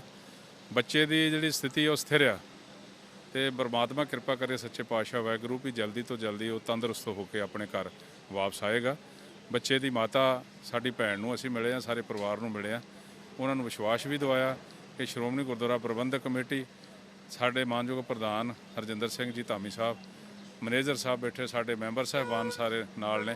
ਅਸੀਂ ਵਿਸ਼ਵਾਸ ਦਿਵਾਇਆ ਕਿ ਕਿਸੇ ਵੀ ਚੀਜ਼ ਦੀ ਜ਼ਰੂਰਤ ਹੋਵੇ, ਉਹਦੇ ਇਲਾਜ ਵਾਸਤੇ ਉਹਦੀ ਮਾਇਕ ਮਦਦ ਦੀ ਲੋੜ ਆ ਜਾਂ ਹੋਰ ਵੀ ਕਿਸੇ ਸਹਾਇਤਾ ਦੀ ਲੋੜ ਆ, ਸ਼੍ਰੋਮਣੀ ਗੁਰਦੁਆਰਾ ਪ੍ਰਬੰਧਕ ਕਮੇਟੀ ਕਰਨ ਲਈ ਵਚਨਬੱਧ ਆ। ਫਿਲਹਾਲ ਅਸੀਂ ਫੌਰੀ ਤੌਰ ਤੇ 50,000 ਰੁਪਈਆ ਸਾਡੀ ਭੈਣ ਉਹਦੀ ਮਾਤਾ ਬੇਟੇ ਦੀ ਮਾਤਾ ਨੂੰ ਦਿੱਤੇ ਆ। ਹੋਰ ਵੀ ਜਿਹੜੀ ਜ਼ਰੂਰਤ ਹੋਏਗੀ ਉਹ ਸ਼੍ਰੋਮਣੀ ਗੁਰਦੁਆਰਾ ਪ੍ਰਬੰਧਕ ਕਮੇਟੀ ਪਰਿਵਾਰ ਦੇ ਨਾਲ ਹੈ। ਦਿੱਲੀ ਸਿੱਖ ਗੁਰਦੁਆਰਾ ਪ੍ਰਬੰਧਕ ਕਮੇਟੀ ਦੇ ਪ੍ਰਧਾਨ ਹਰਮੀਤ ਸਿੰਘ ਕਾਲਕਾ ਤੇ ਜਨਰਲ ਸਕੱਤਰ ਸਰਦਾਰ ਜਗਦੀਪ ਸਿੰਘ ਕਾਲੂ ਨੇ ਐਲਾਨ ਕੀਤਾ ਕਿ ਗੁਰਦੁਆਰਾ ਸ਼੍ਰੀ ਦੂਖਨਿਵਾਰਨ ਸਾਹਿਬ ਪਟਿਆਲਾ ਵਿੱਚ ਸਰੋਵਰ ਕੰਢੇ ਸ਼ਰਾਬ ਪੀ ਕੇ ਬੇਅਦਬੀ ਕਰਨ ਵਾਲੀ ਔਰਤ ਨੂੰ ਸੌਦਾ ਲਾਉਣ ਵਾਲੇ ਨੌਜਵਾਨ ਨਿਰਮਲਜੀਤ ਸਿੰਘ ਸੈਣੀ ਦੀ ਦਿੱਲੀ ਸਿੱਖ ਗੁਰਦੁਆਰਾ ਪ੍ਰਬੰਧਕ ਕਮੇਟੀ ਕਾਨੂੰਨੀ ਮਦਦ ਕਰੇਗੀ। ਪੱਤਰਕਾਰਾਂ ਨਾਲ ਗੱਲਬਾਤ ਕਰਦਿਆਂ ਕਾਲਕਾ ਨੇ ਕਿਹਾ ਕਿ ਬਹੁਤ ਹੀ ਮੰਦਭਾਗੀ ਗੱਲ ਹੈ ਕਿ ਪੰਜਾਬ ਵਿੱਚ ਗੁਰਦੁਆਰਾ ਸਾਹਿਬਾਨ ਦੇ ਅੰਦਰ ਵਾਰ-ਵਾਰ ਬੇਅਦਬੀ ਦੀਆਂ ਘਟਨਾਵਾਂ ਵਾਪਰ ਰਹੀਆਂ ਨੇ। ਉਹਨੇ ਕਿਹਾ ਕਿ ਸਾਡੇ ਵਕੀਲ ਜਲਦ ਹੀ ਨੌਜਵਾਨ ਨਾਲ ਮੁਲਾਕਾਤ ਕਰਨਗੇ ਤੇ ਜਿਸ ਵੀ ਤਰੀਕੇ ਕੇਸ ਦੀ ਪੈਰਵਾਈ ਕਰਨੀ ਪਈ ਕਰਨਗੇ।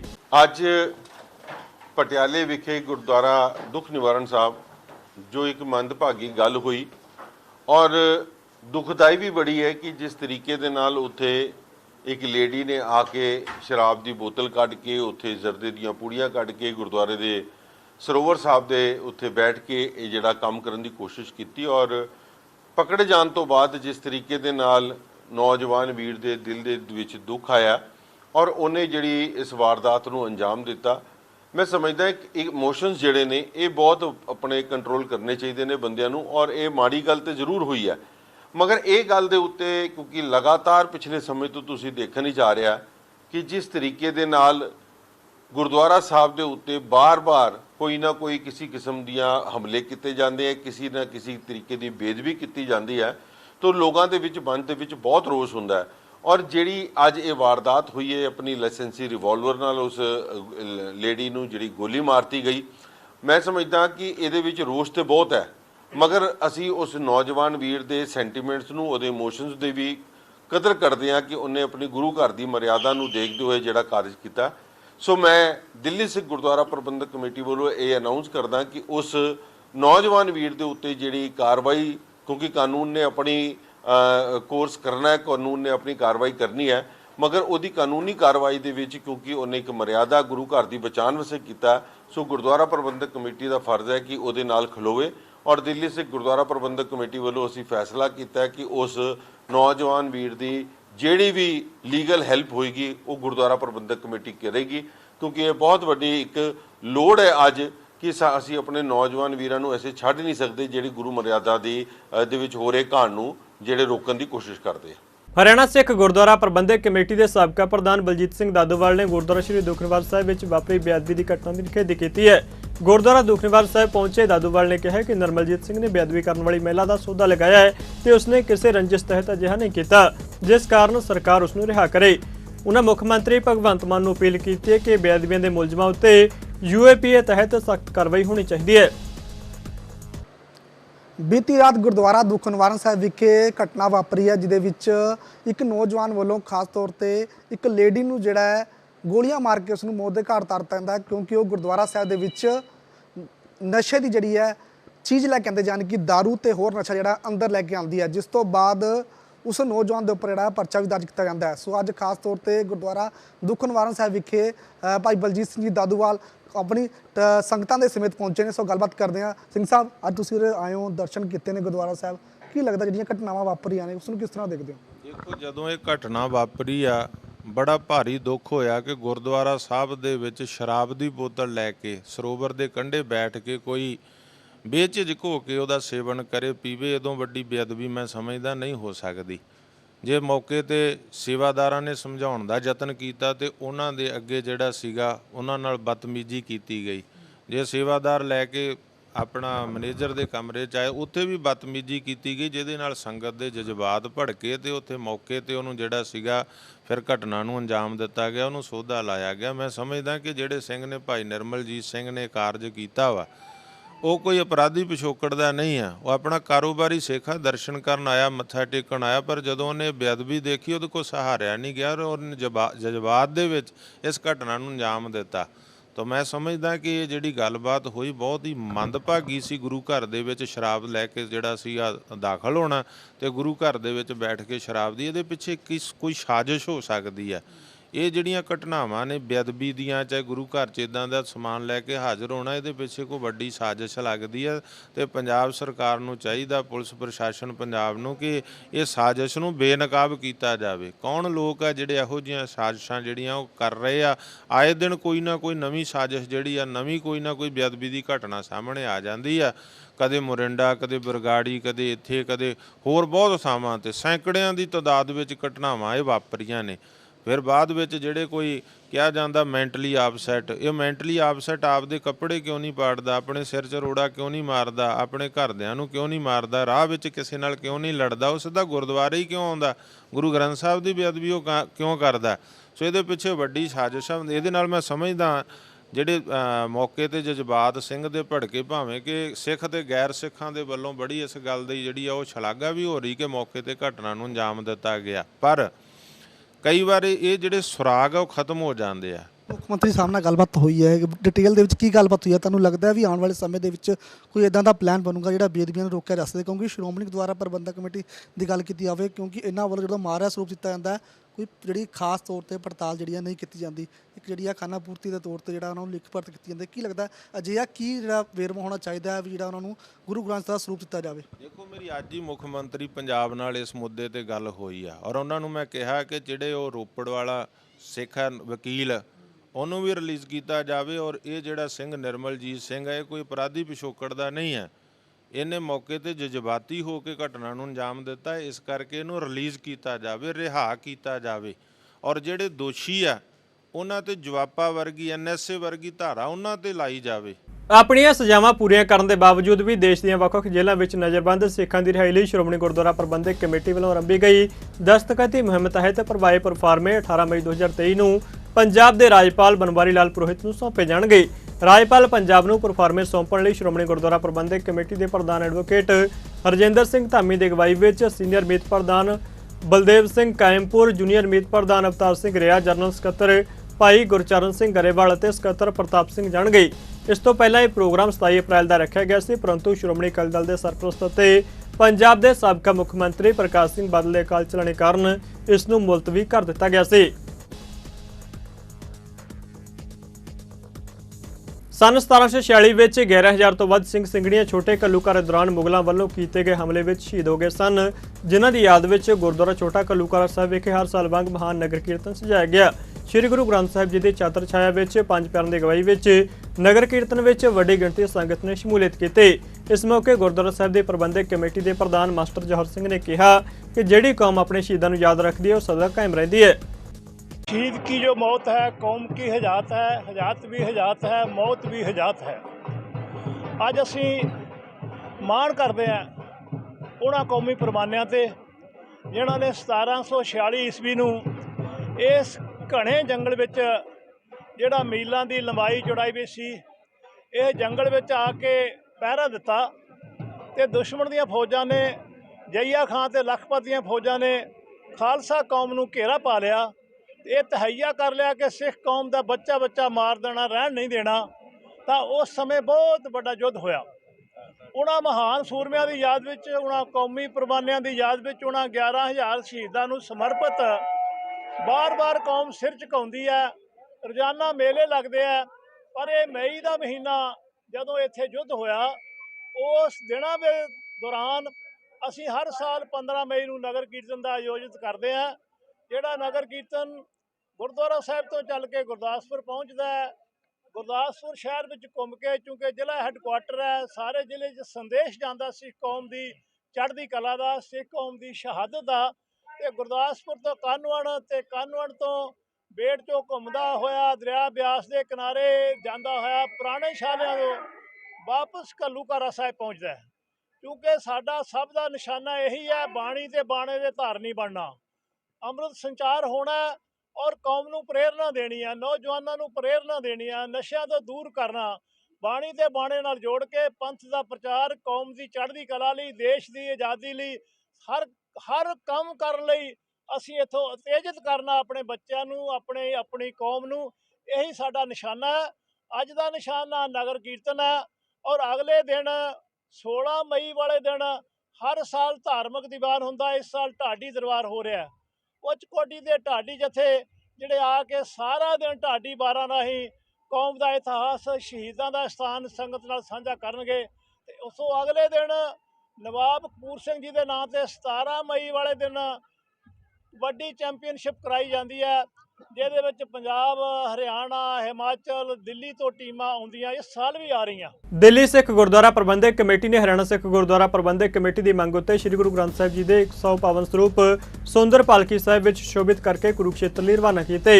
ਇਸ ਮੌਕੇ ਗੁਰਉਪਦੇਸ਼ ਪ੍ਰਿੰਟਿੰਗ ਪ੍ਰੈਸ ਗੁਰਦੁਆਰਾ ਰਕਾਬਗੰਜ ਸਾਹਿਬ ਵਿੱਚ ਮੀਡੀਆ ਨੂੰ ਸੰਬੋਧਨ ਕਰਦਿਆਂ ਦਿੱਲੀ ਸਿੱਖ ਗੁਰਦੁਆਰਾ ਪ੍ਰਬੰਧਕ ਕਮੇਟੀ ਦੇ ਪ੍ਰਧਾਨ ਹਰਮੀਤ ਸਿੰਘ ਕਾਲਕਾ ਤੇ ਜਨਰਲ ਸਕੱਤਰ ਜਗਦੀਪ ਸਿੰਘ ਕਾਲੋਂ ਤੇ ਧਰਮ ਪ੍ਰਚਾਰ ਕਮੇਟੀ ਦੇ ਚੇਅਰਮੈਨ ਜਸਪ੍ਰੀਤ ਸਿੰਘ ਕਰਮਸਰ ਨੇ ਹਰਿਆਣਾ ਗੁਰਦੁਆਰਾ ਕਮੇਟੀ ਵੱਲੋਂ ਸਿੱਖੀ ਦੇ ਪ੍ਰਚਾਰ ਤੇ ਪ੍ਰਸਾਰ ਲਈ ਕੀਤੇ ਜਾ ਰਹੇ ਯਤਨਾਂ ਦੀ ਸ਼ਲਾਘਾ ਕੀਤੀ ਹੈ। ਅੱਜ ਹਰਿਆਣਾ ਸਿੱਖ ਗੁਰਦੁਆਰਾ ਪ੍ਰਬੰਧਕ ਕਮੇਟੀ ਵੱਲੋਂ ਜਿਹੜੀ ਬੇਨਤੀ ਆਈ ਸੀ ਮਹਾਰਾਜ ਦੇ ਸਰੂਪਾਂ ਬਾਰੇ, ਜਿਹੜੀ ਉੱਥੇ ਦੀ ਸੰਗਤ ਦੀ ਬਹੁਤ ਵੱਡੀ ਲੋੜ ਹੈ, ਬਹੁਤ ਵੱਡੀ ਮੰਗ ਹੈ, ਉਹਨੂੰ ਅੱਜ ਗੁਰਦੁਆਰਾ ਰਕਾਬਗੰਜ ਸਾਹਿਬ ਜਿਹੜੀ ਗੁਰਉਪਦੇਸ਼ ਪ੍ਰਿੰਟਿੰਗ ਪ੍ਰੈਸ ਜਿਹੜਾ ਬੜਾ ਮਾਣ ਹੈ ਕੌਮ ਦਾ ਕਿ ਜਿਹੜੀਆਂ ਦੋ ਸੰਸਥਾਵਾਂ ਸ਼੍ਰੋਮਣੀ ਗੁਰਦੁਆਰਾ ਪ੍ਰਬੰਧਕ ਕਮੇਟੀ ਔਰ ਦਿੱਲੀ ਸਿੱਖ ਗੁਰਦੁਆਰਾ ਪ੍ਰਬੰਧਕ ਕਮੇਟੀ ਦੀ ਇੱਥੇ ਜਿੱਥੇ ਮਹਾਰਾਜ ਦੀ ਸੇਵਾ ਹੁੰਦੀ ਹੈ, ਛਪਾਈ ਹੁੰਦੀ ਹੈ, ਉੱਥੋਂ ਅੱਜ 100 ਸਰੂਪ ਮਹਾਰਾਜ ਦੇ ਇੱਥੋਂ ਕੁਰੂਕਸ਼ੇਤਰ ਲਈ ਲਿਜਾਏ ਜਾ ਰਹੇ ਆ ਔਰ ਜਿਸ ਮਾਨ ਮਰਿਆਦਾ ਦੇ ਨਾਲ ਮਹਾਰਾਜ ਦੀ ਇੱਥੇ ਸੇਵਾ ਕੀਤੀ ਜਾ ਰਹੀ ਹੈ। ਸਾਰੀਆਂ ਸੰਸਥਾਵਾਂ ਵੀ ਇੱਥੇ ਆਈਆਂ ਹੋਈਆਂ ਹੈ। ਟੀਮ ਉਹਨਾਂ ਦੀ ਜਿਹੜੀ ਹਰਿਆਣਾ ਕਮੇਟੀ ਤੋਂ ਉਚੇਚੇ ਤੌਰ ਤੇ ਜਿਹੜੀ ਸੇਵਾ ਸੰਭਾਲ ਕਰਦੀ ਹੈ ਗੁਰੂ ਗ੍ਰੰਥ ਸਾਹਿਬ ਮਹਾਰਾਜ ਜੀ ਦੀ, ਉਹ ਆਪਣੀਆਂ ਬੱਸਾਂ ਲੈ ਕੇ ਆਏ ਨੇ ਔਰ ਸਾਡੇ ਧਰਮ ਪ੍ਰਚਾਰ ਕਮੇਟੀ ਦੇ ਸਹਿਯੋਗ ਦੇ ਨਾਲ ਇਹ ਸਾਰੇ ਕਾਰਜ ਪੂਰੇ ਹੋ ਰਹੇ ਨੇ। ਸੋ ਮੈਂ ਵਧਾਈ ਦਿੰਦਾ ਹਰਿਆਣਾ ਗੁਰਦੁਆਰਾ ਪ੍ਰਬੰਧਕ ਕਮੇਟੀ ਨੂੰ ਜਿਹੜੇ ਧਰਮ ਪ੍ਰਚਾਰ ਦੀ ਲਹਿਰ ਨੂੰ ਵਧਾਉਣ ਵਾਸਤੇ ਜਿਹੜੇ ਕਾਰਜ ਸ਼ੁਰੂ ਕੀਤੇ ਹੈ ਔਰ ਜਿਹੜੀ ਵੀ ਸਹਿਯੋਗ ਸੇਵਾ ਦੀ ਲੋੜ ਪਏਗੀ ਦਿੱਲੀ ਸਿੱਖ ਗੁਰਦੁਆਰਾ ਪ੍ਰਬੰਧਕ ਕਮੇਟੀ ਹਮੇਸ਼ਾ ਉਹਨਾਂ ਦੇ ਨਾਲ ਖੜੀ ਹੈ। ਅੱਜ ਤੁਸੀਂ ਦੇਖ ਸਕਦੇ ਹੋ ਕਿ ਕਿਸ ਤਰੀਕੇ ਦੇ ਨਾਲ ਇੱਥੇ ਮਹਾਰਾਜ ਦੇ ਸਰੂਪ ਇਸ ਸੋਹਣੀ ਪਾਲਕੀ ਦੇ ਵਿੱਚ, ਜਿਹਦੇ ਵਿੱਚ ਪ੍ਰੋਪਰ ਰੈਕ ਬਣੇ ਹੋਏ ਨੇ, ਉਹਦੇ ਵਿੱਚ ਇੱਥੋਂ ਜਾ ਰਹੇ ਆ। ਸੋ ਅਸੀਂ ਵਧਾਈ ਦਿੰਦੇ ਹਾਂ ਸਮੁੱਚੀ ਹਰਿਆਣਾ ਕਮੇਟੀ ਨੂੰ। ਦਿੱਲੀ ਸਿੱਖ ਗੁਰਦੁਆਰਾ ਪ੍ਰਬੰਧਕ ਕਮੇਟੀ ਵੱਲੋਂ ਹਰਿਆਣਾ ਸਿੱਖ ਗੁਰਦੁਆਰਾ ਪ੍ਰਬੰਧਕ ਕਮੇਟੀ ਜੋ ਕਿ ਧਰਮ ਪ੍ਰਚਾਰ ਦੇ ਲਈ ਔਰ ਹਰਿਆਣਾ ਦੇ ਵੱਖ-ਵੱਖ ਗੁਰਦੁਆਰਾ ਸਾਹਿਬ ਦੇ ਵਿੱਚ ਧੰਨ ਧੰਨ ਸਾਹਿਬ ਸ੍ਰੀ ਗੁਰੂ ਗ੍ਰੰਥ ਸਾਹਿਬ ਮਹਾਰਾਜ ਜੀ ਦੇ ਪਾਵਨ ਸਰੂਪ ਪਹੁੰਚਾਉਣ ਦੇ ਲਈ ਦਿੱਲੀ ਸਿੱਖ ਗੁਰਦੁਆਰਾ ਪ੍ਰਬੰਧਕ ਕਮੇਟੀ ਵੱਲੋਂ 100 ਗੁਰੂ ਗ੍ਰੰਥ ਸਾਹਿਬ ਮਹਾਰਾਜ ਜੀ ਦੇ ਸਰੂਪ ਅੱਜ ਬੜੇ ਹੀ ਅਦਬ, ਸਤਿਕਾਰ ਤੇ ਸ਼ਰਧਾ ਦੇ ਨਾਲ ਇੱਥੋਂ ਭੇਜੇ ਜਾ ਰਹੇ ਆ। ਸੁੰਦਰ ਪਾਲਕੀ ਸਾਹਿਬ ਦੇ ਵਿੱਚ ਸਜਾ ਕੇ ਪੂਰਨ ਮਰਿਆਦਾ ਦੇ ਨਾਲ, ਤਾਂ ਕਿ ਹਰਿਆਣਾ ਸਿੱਖ ਗੁਰਦੁਆਰਾ ਪ੍ਰਬੰਧਕ ਕਮੇਟੀ ਹਰਿਆਣੇ ਦੇ ਸਾਰੇ ਇਲਾਕਿਆਂ ਦੇ ਵਿੱਚ ਬਾਣੀ ਦਾ ਪ੍ਰਚਾਰ ਅਤੇ ਪ੍ਰਸਾਰ ਕਰ ਸਕੇ। ਜਿੱਥੇ ਵੀ ਦਿੱਲੀ ਸਿੱਖ ਗੁਰਦੁਆਰਾ ਪ੍ਰਬੰਧਕ ਕਮੇਟੀ ਦੀ ਲੋੜ ਹਰਿਆਣਾ ਗੁਰਦੁਆਰਾ ਪ੍ਰਬੰਧਕ ਕਮੇਟੀ ਨੂੰ ਪੈਂਦੀ ਆ, ਅਸੀਂ ਹਮੇਸ਼ਾ ਹੀ ਸੰਗਤ ਦੇ ਕੰਮ ਦੇ ਲਈ, ਗੁਰੂ ਗ੍ਰੰਥ ਸਾਹਿਬ ਜੀ ਦੀ ਬਾਣੀ ਦੇ ਪ੍ਰਚਾਰ ਪ੍ਰਸਾਰ ਲਈ ਹਰਿਆਣਾ ਕਮੇਟੀ ਦੇ ਨਾਲ ਖੜੇ ਆ। ਸੋ ਅੱਜ ਸਾਨੂੰ ਇਸ ਗੱਲ ਦੀ ਬੜੀ ਖੁਸ਼ੀ ਹੋ ਰਹੀ ਹੈ ਕਿ ਗੁਰੂ ਗ੍ਰੰਥ ਸਾਹਿਬ ਮਹਾਰਾਜ ਜੀ ਦੇ ਪਾਵਨ ਸਰੂਪ ਜਾ ਰਹੇ ਆ ਔਰ ਮੈਂ ਵਧਾਈ ਦਿੰਦਾ ਹਰਿਆਣਾ ਸਿੱਖ ਗੁਰਦੁਆਰਾ ਪ੍ਰਬੰਧਕ ਕਮੇਟੀ ਦੇ ਪ੍ਰਬੰਧਕਾਂ ਨੂੰ ਕਿ ਜਿਸ ਤਰੀਕੇ ਦੇ ਨਾਲ ਉਹ ਗੁਰੂ ਸਾਹਿਬ ਦੀ ਬਾਣੀ ਦਾ ਪ੍ਰਚਾਰ ਤੇ ਪ੍ਰਸਾਰ ਹਰਿਆਣੇ ਦੀ ਸੰਗਤ ਦੇ ਵਿੱਚ ਕਰ ਰਹੇ ਆ। ਬਹੁਤ ਬਹੁਤ ਵਧਾਈ ਦਿੰਦਾ।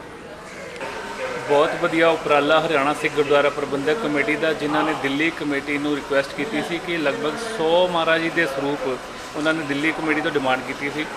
ਉਹ ਇਸ ਸਰੂਪ ਮਹਾਰਾਜ ਦੇ ਇਲਾਕਿਆਂ ਦੇ ਵਿੱਚ ਸਹਿਜ ਪਾਠ ਦੀਆਂ ਲੜੀਆਂ ਚਲਾਉਣ ਵਾਸਤੇ, ਸਿੱਖਾਂ ਨੂੰ ਸੰਥਿਆ ਕਰਾਉਣ ਵਾਸਤੇ ਲੈ ਕੇ ਜਾ ਰਹੇ ਨੇ।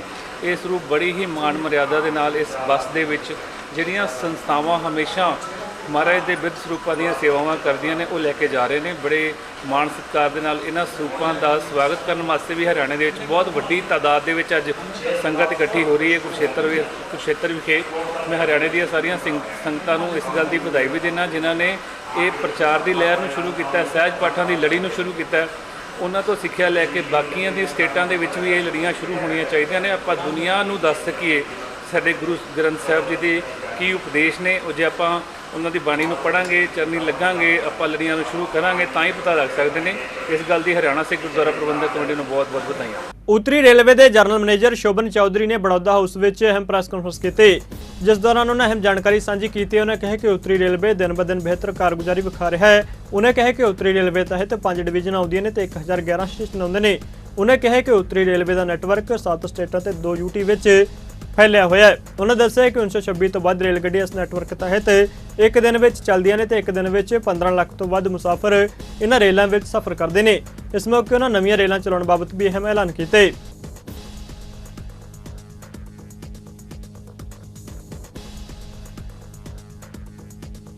आपने सही कहा कि हरियाणा में फोकस पे रहेगा। इसका जो डिपो हम लोग बना रहे हैं, जो फैसिलिटी डेवलप कर रहे हैं, वो जिंद में कर रहे हैं और ये गाड़ी जल्दी चलने की उम्मीद है और आशा करते हैं इसी वित्तीय वर्ष में गाड़ी चलेगी। इसी वित्तीय वर्ष से मेरा ताल्लुक है। 23-24 का जो वित्तीय वर्ष चल रहा है उसमें ये गाड़ी चलेगी। सोनीपत जिंद और सोनीपत जिंद चलेगी या दिल्ली या कालका शिमला चलेगी, वो अभी क्लियर नहीं है। उस पर कार्य चल रहा है। दोनों जगह इसके प्रोटोटाइप पे काम चल रहा है। फिर बन के दिसंबर-जनवरी तक चलनी चाहिए। सर, एक और प्रोजेक्ट जो दिल्ली में बहुत समय से लंबित है, पुराना जो रेलवे का ब्रिज है उसे लेकर काफ़ी समय से काम चल रहा है, लेकिन अभी तक वो शुरू नहीं हो पाया है। हाँ, ये मैंने भी इसको रिव्यू किया था। इस पर बहुत सारे इश्यूज थे जिसके कारण ये डिले हुआ, बट अब काम काफ़ी तेज़ी से चल रहा है। इसके सब स्ट्रक्चर पूरे बन गए हैं और ऊपर का स्ट्रक्चर गर्डर और वो होना है। फिर रेल लाइन बिछेगी, ऊपर बिजली का काम होगा।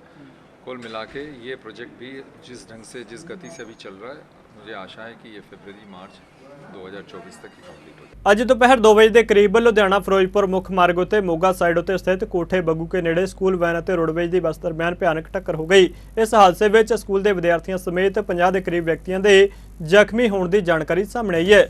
ਮਿਲੀ ਜਾਣਕਾਰੀ ਅਨੁਸਾਰ ਦੁਪਹਿਰ 2 ਵਜੇ ਦੇ ਕਰੀਬ ਛੁੱਟੀ ਹੋਣ ਤੋਂ ਬਾਅਦ ਨਿੱਜੀ ਸਕੂਲ ਦੇ ਸਕੂਲ ਵੈਨ ਦਾ ਚਾਲਕ ਸਕੂਲ ਵਿੱਚ ਪੜ੍ਹਨ ਵਾਲੇ ਬੱਚਿਆਂ ਨੂੰ ਉਹਨਾਂ ਦੇ ਘਰਾਂ ਵਿੱਚ ਛੱਡਣ ਜਾ ਰਿਹਾ ਸੀ। ਜਿਵੇਂ ਸਕੂਲ ਵੈਨ ਕੋਠੇ ਬੱਗੂ ਕੇ ਨੇੜੇ ਪਹੁੰਚੀ ਤਾਂ ਉਸਦੇ ਮੋਗਾ ਸਾਈਡ ਤੋਂ ਆ ਰਹੀ ਰੋਡਵੇਜ਼ ਦੀ ਬੱਸ ਨਾਲ ਭਿਆਨਕ ਟੱਕਰ ਹੋ ਗਈ, ਜਿਸ ਦੇ ਚੱਲਦਿਆਂ ਸਕੂਲ ਵੈਨ ਵਿੱਚ ਬੈਠੇ ਸਕੂਲੀ ਵਿਦਿਆਰਥੀ, ਸਕੂਲ ਵੈਨ ਦਾ ਡਰਾਈਵਰ, ਰੋਡਵੇਜ਼ ਦੀ ਬੱਸ ਦਾ ਡਰਾਈਵਰ, ਕੰਡਕਟਰ ਅਤੇ 4 ਸਵਾਰੀਆਂ ਜ਼ਖਮੀ ਹੋ ਗਈਆਂ। ਮੌਕੇ ਤੇ ਮੌਜੂਦ ਲੋਕਾਂ ਵੱਲੋਂ ਜ਼ਖਮੀਆਂ ਨੂੰ ਵੱਖ-ਵੱਖ ਹਸਪਤਾਲਾਂ ਵਿੱਚ ਦਾਖਲ ਕਰਵਾਇਆ ਗਿਆ।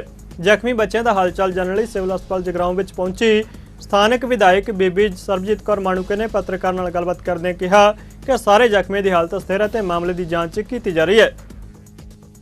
ਇੱਕ ਸਕੂਲ ਵੈਨ ਸੀ ਤੇ ਇੱਕ ਰੋਡਵੇਜ਼ ਦੀ ਬੱਸ ਹੈ, ਉਹਨਾਂ ਦੀ ਆਪਸ 'ਚ ਟੱਕਰ ਹੋਈ ਹੈ। ਸਕੂਲ ਵੈਨ ਦੇ ਵਿੱਚ ਥੋੜੇ ਜ਼ਿਆਦਾ ਬੱਚੇ ਸੀਗੇ, ਐਗਜ਼ੈਕਟ ਫਿਗਰ ਹਜੇ ਆ ਰਹੀ ਹੈ 40 ਤੋਂ 42 ਤੋਂ ਸਾਨੂੰ ਪਤਾ ਨਹੀਂ, ਤੇ ਮਾਈਨਰ ਇੰਜਰੀਜ਼ ਨੇ। 2 ਬੱਚੇ ਥੋੜੇ ਜਿਹੇ ਜ਼ਿਆਦਾ ਢਿੱਲੇ ਨੇ। ਉਹਨਾਂ ਦੇ ਪੇਰੈਂਟਸ ਉਹਨਾਂ ਨੂੰ ਰੈਫਰ ਕਰਾ ਕੇ ਲੁਧਿਆਣੇ DMC 'ਚ ਲੈ ਗਏ ਨੇ, ਤਾਂ ਹੋਪਫੁਲੀ ਉਹ ਵੀ ਠੀਕ ਹੋ ਜਾਣਗੇ। ਉਹਨਾਂ ਦੀ ਹੁਣ ਅਸੀਂ ਦੁਬਾਰਾ ਪਤਾ ਕਰਾਂਗੇ ਕਿ ਉਹਨਾਂ ਦਾ ਕੀ ਹਾਲ ਹੈ। ਜਿਹੜੇ ਰੋਡਵੇਜ਼ ਦੀ ਬੱਸ 'ਚ ਸੀਗੇ ਉਹ ਜਿਹੜੇ ਇੰਜਰਡ ਹੋਏ ਨੇ 4 ਪੈਸੇਂਜਰ ਸੀਗੇ ਤੇ ਡਰਾਈਵਰ ਤੇ ਨਾਲ ਕੰਡਕਟਰ ਸੀ। और पहले मेरी फर्स्ट एड की ड्यूटी सी, मैं फर्स्ट एड के नाल कोशिश की है बच्चों को इमीडिएट सारे सिविल हॉस्पिटल के सारे डॉक्टर्स ने लगातार लग के मेहनत करके अपने फ्रेंड्स को इनको आसे पासे बुलाया। सारे जो सारे बच्चे रोड के रास्ते सारे अंडर कंट्रोल कर लिया, कोई भी जानी माली नुकसान नहीं हुआ। ਸੰਗਰੂਰ ਦੇ ਜ਼ਿਲ੍ਹਾ ਪੁਲਿਸ ਮੁਖੀ ਸੁਰਿੰਦਰ ਲਾਂਬਾ ਨੇ ਦੱਸਿਆ ਕਿ ਜ਼ਿਲ੍ਹਾ ਪੁਲਿਸ ਸੰਗਰੂਰ ਦੇ ਟੈਕਨੀਕਲ ਸੈੱਲ ਵੱਲੋਂ ਆਪਣੀ ਡਿਊਟੀ ਨੂੰ ਤਨਦੇਹੀ ਨਾਲ ਨਿਭਾਉਂਦੇ ਹੋਏ ਲੋਕਾਂ ਦੇ ਵੱਖ-ਵੱਖ ਸਮੇਂ ਦੌਰਾਨ ਗੁੰਮ ਹੋਏ ਤਕਰੀਬਨ 50 ਮੋਬਾਈਲ ਫੋਨ ਲੱਭ ਕੇ ਅਸਲ ਮਾਲਕਾਂ ਦੇ ਹਵਾਲੇ ਕੀਤੇ ਗਏ। ਪੁਲਿਸ ਲਾਈਨ ਵਿੱਚ ਪ੍ਰੈਸ ਕਾਨਫਰੰਸ ਦੌਰਾਨ ਸੁਰਿੰਦਰ ਲਾਂਬਾ ਨੇ ਕਿਹਾ ਕਿ ਜ਼ਿਲ੍ਹਾ ਸੰਗਰੂਰ ਦੇ ਵੱਖ-ਵੱਖ ਸਾਂਝੀ ਕੇਂਦਰਾਂ ਤੇ ਟੈਕਨੀਕਲ ਸੈੱਲ ਸੰਗਰੂਰ ਕੋਲ ਆਮ ਲੋਕਾਂ ਵੱਲੋਂ ਮੋਬਾਈਲ ਫੋਨ ਗੁੰਮ ਹੋਣ ਸੰਬੰਧੀ ਨਵੰਬਰ 2022 ਤੋਂ ਮਾਰਚ 2023 ਤੱਕ 5 ਮਹੀਨੇ ਦੇ ਸਮੇਂ ਦੌਰਾਨ ਗੁੰਮ ਹੋਏ ਕੁੱਲ 50 ਮੋਬਾਈਲ ਫੋਨਾਂ ਦੀ ਭਾਲ ਕਰਕੇ ਉਹਨਾਂ ਦੇ ਅਸਲ ਮਾਲਕਾਂ ਦੇ ਹਵਾਲੇ ਕੀਤਾ ਜਾ ਚੁੱਕਿਆ ਹੈ। ਟੈਕਨੀਕਲ ਸੈੱਲ ਦੀ ਟੀਮ ਹੈਗੀ ਡੀਐਸਪੀ ਡੀ ਦੇ ਅੰਡਰ ਇੰਚਾਰਜ ਅਮਿਤ ਨੇ ਜਿਹੜਾ ਹੈਗਾ ਸਾਡਾ ਟੈਕਨੀਕਲ ਸਪੋਰਟ ਯੂਨਿਟ ਦੇ ਨਾਲ ਜਿੰਨੇ ਵੀ ਮੋਬਾਈਲ ਸਾਡੇ ਕੋਲ ਰਿਪੋਰਟ ਹੋਏ ਹੋਏ ਹੈਗੇ ਜਿਹੜੇ ਮਿਸਿੰਗ ਮੋਬਾਈਲ ਲੋਸਟ ਮੋਬਾਈਲ ਹੈਗੇ ਉਹਨਾਂ ਨੂੰ ਅਸੀਂ ਸਰਵੇਲੈਂਸ ਤੇ ਡਾਲ ਕੇ ਤੇ ਉਹਦਾ ਫਰਦਰ ਫੋਲੋਅਪ ਰੈਗੂਲਰ ਫੋਲੋਅਪ ਕਰਕੇ ਪਿਛਲੇ 2 ਮਹੀਨਿਆਂ ਦੀ ਮਤਲਬ ਲਗਾਤਾਰ ਮਿਹਨਤ ਤੋਂ ਬਾਅਦ ਜਿਹੜਾ ਹੈਗਾ ਟੈਕਨੀਕਲ ਡਾਟਾ ਨੂੰ ਐਨਾਲਾਈਜ਼ ਕਰਦੇ ਹੋਏ 50 ਮੋਬਾਈਲ ਹੁਣ ਅਸੀਂ ਸਾਡੀ ਟੀਮ ਨੇ ਅੱਜ ਉਹਨਾਂ ਦੇ ਐਕਚੁਅਲ ਓਨਰਸ ਦੇ ਹਵਾਲੇ ਕੀਤੇ ਹੈਗੇ ਤੇ ਇਹਨਾਂ ਵਿੱਚੋਂ ਕੁਝ ਮੋਬਾਈਲ ਰਾਜਸਥਾਨ ਤੋਂ ਦਿੱਲੀ ਤੋਂ ਤੇ ਬਾਕੀ ਮੋਬਾਈਲ ਪੰਜਾਬ ਦੇ ਵੱਖ-ਵੱਖ ਜ਼ਿਲ੍ਹਿਆਂ ਤੋਂ ਸਾਡੀ ਟੀਮਸ ਨੇ ਵਾਪਸ ਮੰਗਵਾਏ ਹੈਗੇ ਤੇ ਮੰਗਵਾ ਕੇ ਅੱਜ ਅਸੀਂ ਐਕਚੁਅਲ ਓਨਰਸ ਦੇ ਹਵਾਲੇ ਕਰ ਰਹੇ ਹਾਂ ਤੇ ਇੱਕ ਸਾਡਾ ਕਮਿਊਨਿਟੀ ਪੁਲਿਸਿੰਗ ਇਨੀਸ਼ੀਏਟਿਵ ਹੈਗਾ ਸੰਗਰੂਰ ਪੁਲਿਸ ਦਾ ਜਿਹਦੇ ਰਾਹੀਂ ਆਮ ਲੋਕਾਂ ਦੇ ਜਿਹੜੇ ਮੋਬਾਈਲ ਲੋਸਟ ਹੋ ਜਾਂਦੇ ਹੈਗੇ ਜਾਂ ਮਿਸ ਹੋ ਜਾਂਦੇ ਹੈਗੇ ਉਹਨਾਂ ਤੱਕ ਪਹੁੰਚਾਉਣ ਦਾ ਜਿਹੜਾ ਇਨੀਸ਼ੀਏਟਿਵ ਹੈਗਾ ਇਹਦੇ ਨਾਲ ਜਿਹੜਾ ਹੈਗਾ ਜਿਹੜਾ ਆਮ ਲੋਕਾਂ ਦਾ ਜਿਹਦਾ ਮੋਬਾਈਲ 20-25 ਹਜ਼ਾਰ ਦਾ ਮੋਬਾਈਲ ਮਿਸ ਹੋ ਜਾਂਦਾ ਹੈਗਾ ਉਹਦੇ ਕਰਕੇ ਕਈ ਲੋਕਾਂ ਤੋਂ ਈਵਨ ਸੈਲਰੀ ਜਿਹੜੀ ਹੈਗੀ ਉਹ ਮਹੀਨੇ ਦੀ ਇੰਨੀ ਹੁੰਦੀ ਹੈਗੀ ਜਾਂ ਘਰ ਦਾ ਪੂਰਾ ਬਜਟ ਇੱਕ ਵਾਰ ਡਿਸਟਰਬ ਹੋ ਜਾਂਦਾ ਹੈਗਾ ਤੇ ਉਹਦੇ ਵਾਸਤੇ ਇੱਕ ਚੰਗਾ ਇਨੀਸ਼ੀਏਟਿਵ ਹੈਗਾ ਜਿਹੜਾ ਲੋਕਾਂ ਦੀ ਮਦਦ ਵਾਸਤੇ ਤੇ ਬਾਕੀ ਕੰਮ ਦੇ ਨਾਲ ਜਿਹੜਾ ਹੈਗਾ ਸਾਡੀ ਟੀਮ ਨੇ crime control crime detection prevention ਦੇ ਨਾਲ ਜਿਹੜਾ ਹੈਗਾ ਇੱਕ ਕਮਿਊਨਿਟੀ ਪੁਲਿਸਿੰਗ ਇਨੀਸ਼ੀਏਟਿਵ ਲਿੱਤਾ ਹੈਗਾ। ਦਿੱਲੀ ਹਾਈਵੇ ਉੱਤੇ ਹੀਰੋ ਸਾਈਕਲ ਫੈਕਟਰੀ ਸਾਹਮਣੇ ਫਲਾਈਓਵਰ ਉੱਤੇ ਲੁਧਿਆਣਾ ਵਿੱਚ ਮਾਲ ਨਾਲ ਲੱਦੇ ਟੈਂਪੂ ਅਤੇ ਤੇਲ ਟੈਂਕਰ ਦੀ ਜ਼ਬਰਦਸਤ ਟੱਕਰ ਹੋ ਗਈ। ਹਾਦਸਾ ਇਹਨਾਂ ਜ਼ਬਰਦਸਤ ਸੀ ਕਿ ਟੈਂਪੂ ਦੇ ਅਗਲੇ ਹਿੱਸੇ ਦੇ ਪਰਖੱਚੇ ਉੱਡ ਗਏ ਜਦਕਿ ਟੈਂਪੂ ਚਾਲਕ ਬੁਰੀ ਤਰ੍ਹਾਂ ਨਾਲ ਫੱਟੜ ਹੋ ਕੇ 2 ਘੰਟੇ ਤੱਕ ਉਸ ਦੇ ਵਿੱਚ ਫਸਿਆ ਰਿਹਾ। ਹਾਦਸੇ ਕਾਰਨ ਦਿੱਲੀ ਹਾਈਵੇ ਤੋਂ ਇਲਾਵਾ ਪੁਲ ਦੀ ਦੂਜੀ ਸਾਈਡ ਅਤੇ ਹੇਠਾਂ ਰੋਡ ਉੱਤੇ ਟ੍ਰੈਫਿਕ ਜਾਮ ਲੱਗ ਗਿਆ ਜਿਸ ਕਾਰਨ ਵਾਹਨ ਚਾਲਕਾਂ ਨੂੰ ਕਾਫੀ ਮੁਸ਼ਕਲਾਂ ਦਾ ਸਾਹਮਣਾ ਕਰਨਾ ਪਿਆ। ਟ੍ਰੈਫਿਕ ਪੁਲਿਸ ਤੇ ਰਾਹਗੀਰਾਂ ਵੱਲੋਂ ਟੈਂਪੂ ਚਾਲਕ ਨੂੰ ਟੈਂਪੂ ਤੋਂ ਬਾਹਰ ਕੱਢਣ ਦੀਆਂ ਸਾਰੀਆਂ ਕੋਸ਼ਿਸ਼ਾਂ ਫੇਲ ਹੋ ਗਈਆਂ ਜਿਸ ਤੋਂ ਬਾਅਦ ਗੈਸ ਕਟਰ ਦੀ ਮਦਦ ਨਾਲ ਟੈਂਪੂ ਦੀਆਂ 2-3 ਥਾਵਾਂ ਤੋਂ ਚਾਦਰ ਕੱਟਣ ਤੋਂ ਬਾਅਦ ਟੈਂਪੂ ਚਾਲਕ ਨੂੰ ਬਾਹਰ ਕੱਢਿਆ ਗਿਆ ਜਿਸ ਨੂੰ ਮੌਕੇ ਤੇ ਮੌਜੂਦ ਐਂਬੂਲੈਂਸ ਰਾਹੀਂ ਸਿਵਲ ਹਸਪਤਾਲ ਵਿੱਚ ਭੇਜ ਦਿੱਤਾ ਗਿਆ।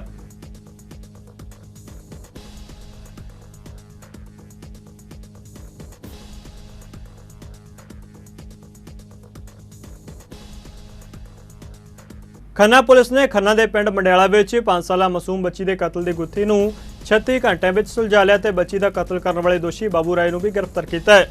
ਮ੍ਰਿਤਕ ਲੜਕੀ ਲਾਪਤਾ ਸੀ ਜਿਸ ਦੀ ਲਾਸ਼ ਬੀਤੇ ਦਿਨੀ ਮੱਕੀ ਦੇ ਖੇਤ ਵਿੱਚੋਂ ਬਰਾਮਦ ਹੋਈ।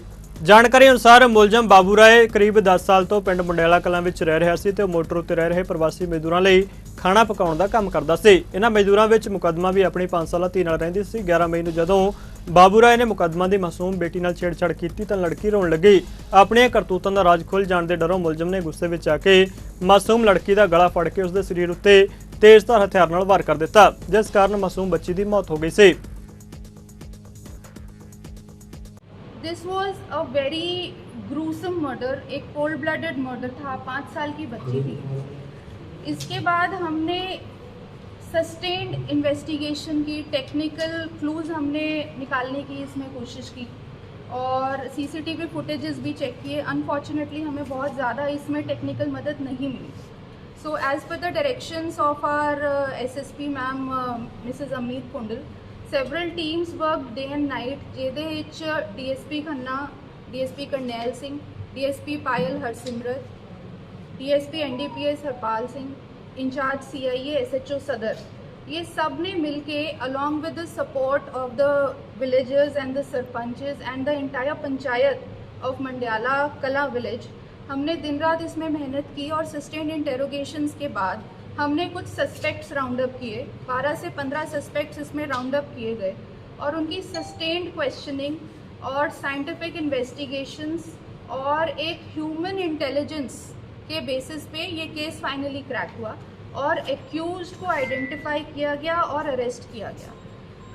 इतनी मेहनत हम लोगों ने की, दिन रात मेहनत की, आप लोग देख ही रहे थे, आप लोग मुझसे टच में भी थे कि in less than 36 hours we were able to crack this completely blind case।